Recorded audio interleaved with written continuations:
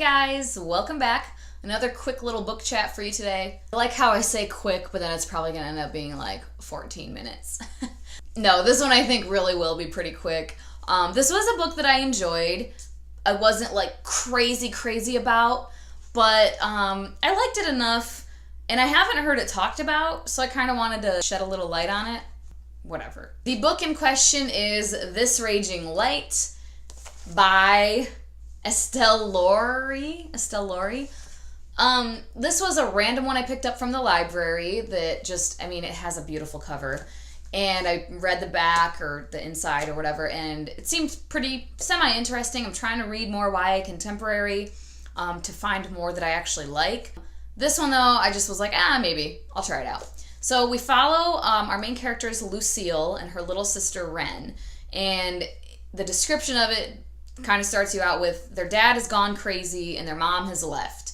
Lucille is a senior in high school and her sister's like 9, and she has to like figure shit out. It's just kind of her trying to keep their lives together, and she doesn't want them to, get found out of like not having parents around to have her sister taken from her, because she's not 18 yet, so she can't like have guardianship over her sister. She doesn't want them to get split up and her sister to get put in the system. So she's trying to hold things together at home. And then at the same time, she has a best friend, Eden. And Eden has a twin brother named Digby. And they've been best friends forever, Lucille and Eden. But all of a sudden now, Lucille has developed a crush on Digby. The problem being that, number one, it's her best friend's brother and that he has a girlfriend. So that's the premise.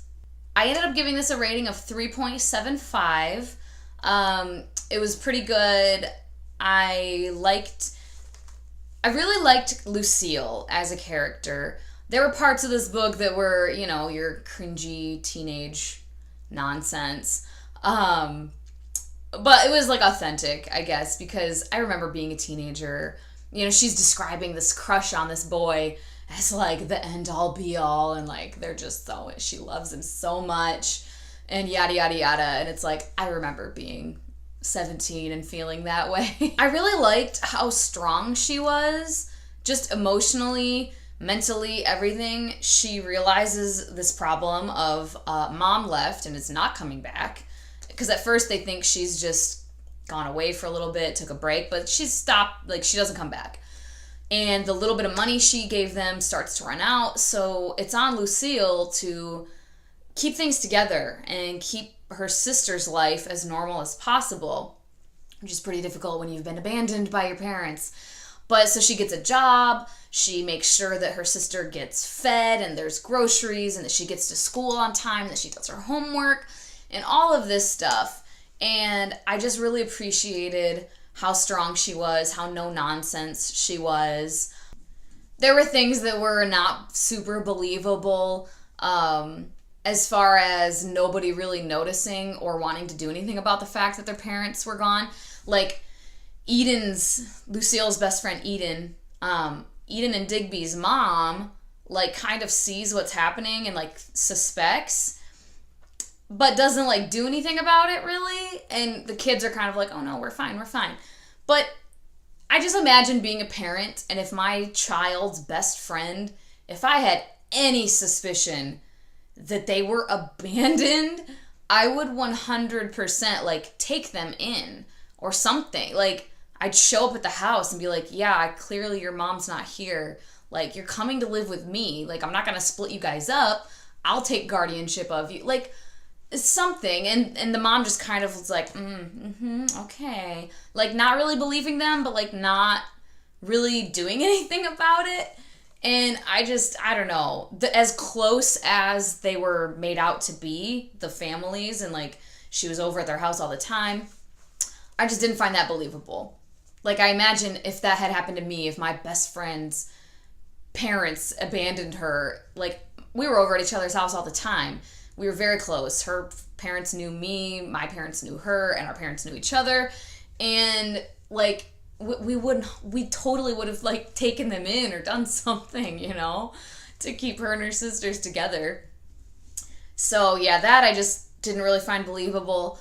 I did appreciate I don't want to get too spoilery yet. Basically, I liked the book. It was cute. It was a fun little story.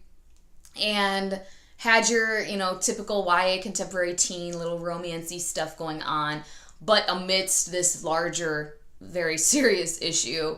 Her job, I liked that she went and got this job or whatever. I kind of wish that had been fleshed out a little bit more, because it was mentioned, but just kind of like thrown in there in passing. But then at the end of it, we were supposed to understand and believe that like she had developed this really close bond with her coworkers and everybody at work.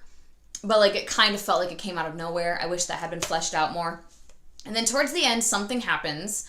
Something pretty big happens that's like very serious, and it's like a whole other issue, and you're not really sure what's going to happen. And then at the very end, it's not necessarily a cliffhanger, because you know like the resolution of that situation, but then it just stops, and like right after that gets like you're not worried anymore about this situation. It stops. But there is going to be another book.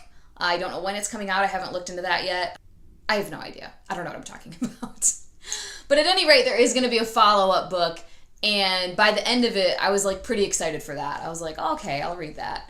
So yeah, 3.75. That's all I'm going to say about that, I guess. I don't really feel like getting into spoilery stuff. I would definitely recommend it if you enjoy YA contemporary. Give it a shot. I could see people not liking it. I feel like YA contemporary is hit or miss. Either you like the characters and the story, or you think it's the most annoying thing ever. Thanks so much for watching, guys. I will talk to you next time. Check out all my links down below for social media, Snapchat. Please be my friend. I still need Snap friends on my bookish Snapchat. I don't have anybody. I have like 3 people. I will talk to you guys next time. Bye-bye.